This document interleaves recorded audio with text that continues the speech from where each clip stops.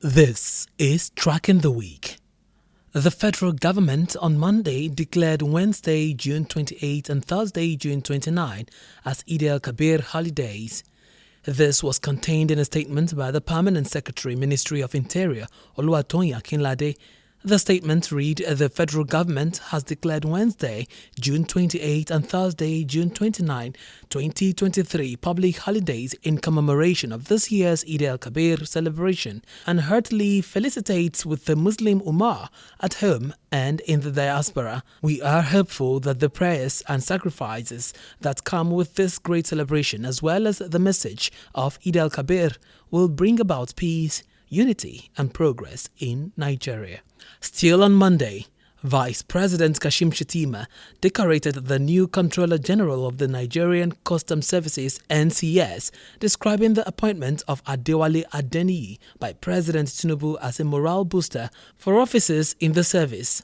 At a briefing ceremony at the presidential villa on Monday, Vice President Kashim Shettima, who was accompanied by the Chief of Staff to the President Femi Gbajabiamila, congratulated Adeniyi for bringing professionalism back to the Nigerian Customs Service, noting that now every customs officer can aspire to occupy the pinnacle of their profession. Speaking to journalists shortly after the decoration, the new CG expressed gratitude to President Bola Tinubu for appointing a serving officer as the head of the agency, assuring him and Nigerians of a more effective and innovation-driven customs service. Meanwhile, Adeniyi added that the customs service is going to be professional in its approach while working with key stakeholders to come up with innovations to break new grounds in customs operation.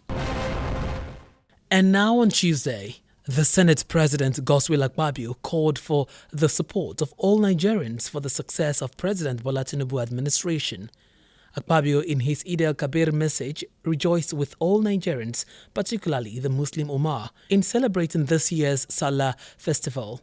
Akpabio noted that the essence of the season, which underscores submission to the will of the Almighty God and the importance of sacrifice in our daily life, should not be lost on us, just as he saluted the resilience and patriotism of Nigerians in the face of the current challenges facing our nation. The Senate President revealed that in just a few weeks since his inauguration, President Tinubu has taken some bold steps which have been globally acclaimed as being in the right direction. He stressed that though the measures had brought some inconveniences, noting that Nigerians should look at the larger picture of the expected outcomes, be patient with the new government and give it their full support to take Nigeria out of the woods. Not only that, the Senate President maintained that the 10th Assembly would do its utmost to provide President Tinubu-led government complementary support through necessary legislative interventions for the benefit of Nigerians.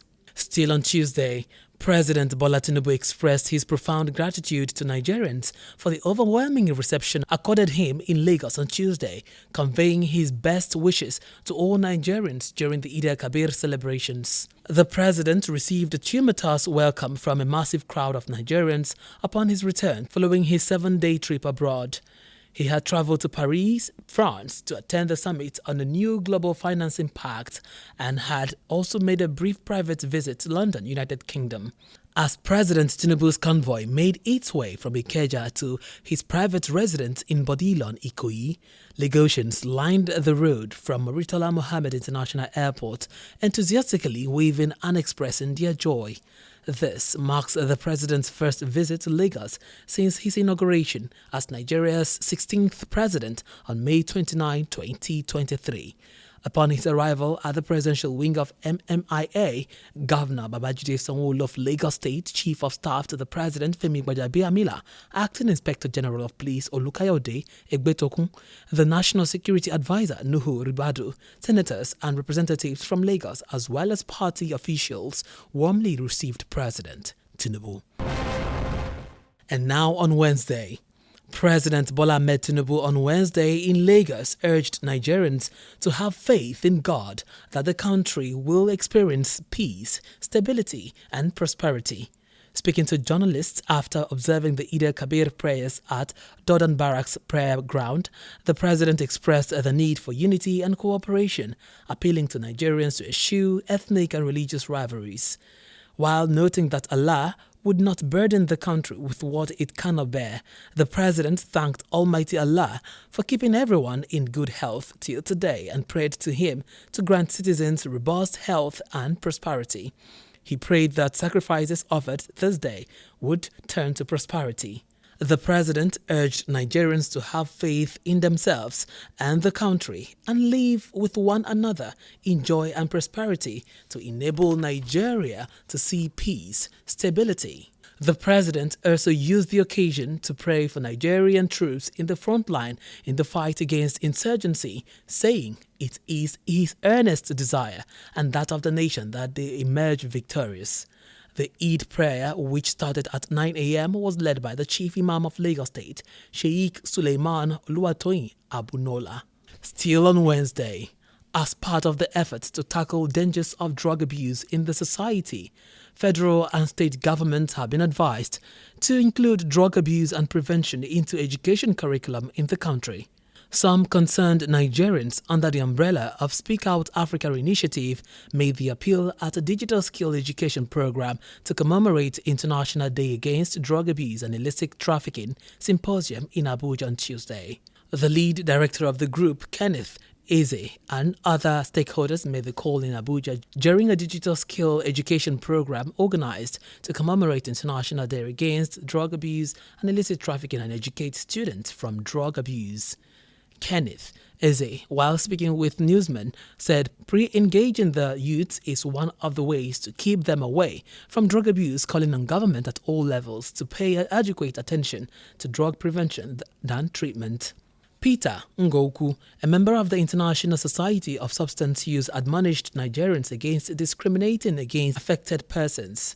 On her part, Dr. Udoka Keneze said drug abuse and AIDS-related crisis has eaten into the fabrics of many youths and adults in Nigeria, while she emphasized the need to begin to arrest the situation from the secondary, which will center on constant education and enlightenment on the danger of drug abuse.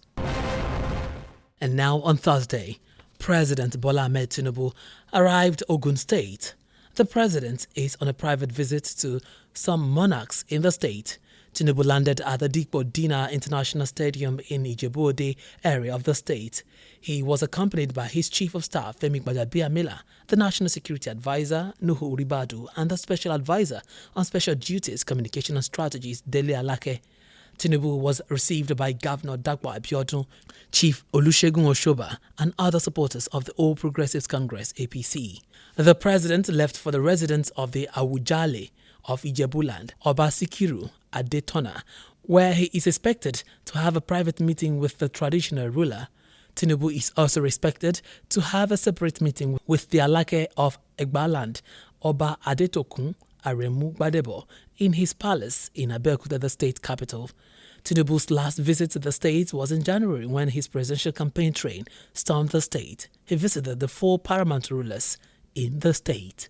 And still on Thursday, Speaker of the Benue State House of Assembly, Hyacinth Dajo, has given leaders of the 2 warring communities in Gwa local government area 5 days ultimatum to resolve their crisis or be sanctioned. Honorable Dajo, who spoke through the press secretary Akume Tiav, gave the ultimatum after a meeting with leaders of the warring communities in Government House following a renewed clash over a disputed land which has left hundreds of people displaced and their houses destroyed in the 2 weeks. The Speaker, who led some legislators, including those from the constituencies, to assess the level of destructions and as well as commiserate with some of the injured victims and families 2 days ago in Ikpayangu, he called for an end to the hostilities for peace to reign in the communities, stressing that the crisis between Mbasombo, Mbavua communities have been a protracted one that has lingered for more than 10 years. In the meeting, the Speaker warned the other community to also return those that they held hostage. According to the directive, he called on the security agencies to arrest and deal with anyone caught fomenting trouble, adding that if the crisis continue, their lands will be confiscated by government. And on Friday, the federal government said it has so far saved about 400 billion naira as a result of the removal of fuel subsidy on premium motor spirit, popularly called petrol, since May 31, 2023. When the initiative was officially implemented, oil marketers stated on Thursday.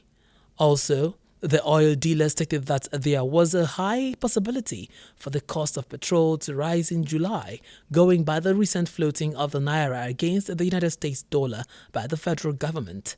The Central Bank of Nigeria unified the country's exchange rates into the investors and exporters window on June 14, 2023, allowing market forces to determine the exchange rate. Operators in the downstream oil sector said that going by the revelation of the Nigerian National Petroleum Company Limited as regards the amount being spent previously on subsidy every month, Nigeria had now saved hundreds of billions after halting the subsidy regime in May. The National President, Independent Petroleum Marketers Association of Nigeria, Chinedu Okoro, stated that right now the government are making money. At least with this removal of fuel subsidy, the government has racked in hundreds of billions, whether in naira or dollar. This is because every month we know how much they lose before. Still on Friday, President Bola Ahmed Tinubu says he could have chosen to maintain the hitherto multiple foreign exchange systems and benefit from it, but instead opted to unify the official and parallel market rates to save the country from financial hemorrhage. Speaking at a civic reception organized in his honor by the Lagos State government at the Lagos House Marina, President Tinubu said he took the decision in the nation's best interest, just like he did with fuel subsidy removal. The president, who said it was imperative to take those decisive actions in the early days of his administration, added that as a way of ensuring good use of available resources, the government would re-engineer the effectiveness of the control and management of resources in order to meet the obligations to Nigerians by political office holders. He used the opportunity to solicit the support of governors present at the event to work with him to ensuring new development of the country. An elated President Tinubu, who was thankful to the Lagos State government for putting together the reception, and to his friends and associates who attended, apologized to some of his friends in the audience who, he said, had been yearning to see him but could not because of the demands of his office.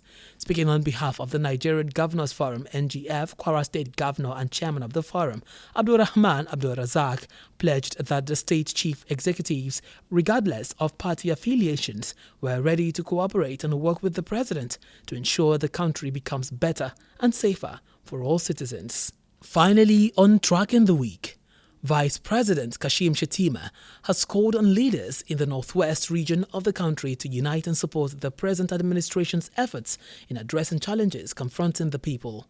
The Vice President made the call in his remarks when he paid Salah homage to the Sultan of Sokoto, His Eminence Mohammed Saad Abubakar II, in his palace.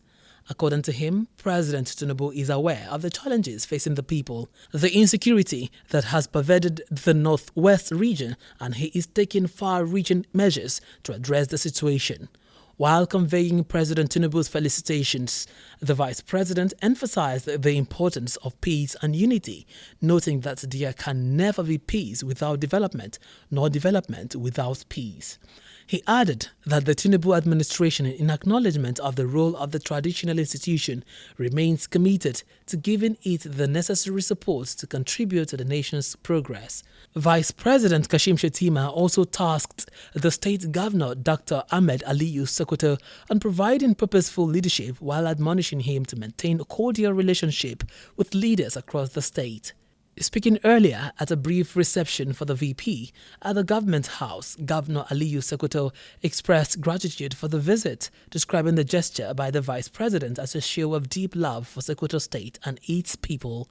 He described Vice President Kashim Shettima as a man of patience, tolerance and courage, assuring him of the state's support for the success of the Tinubu administration. On his part, the Sultan of Sokoto thanked the VP for the Salah homage and prayed God to grant him wisdom and strength to discharge tasks assigned to him as the nation's number 2 citizen. And that's all on Track in the Week.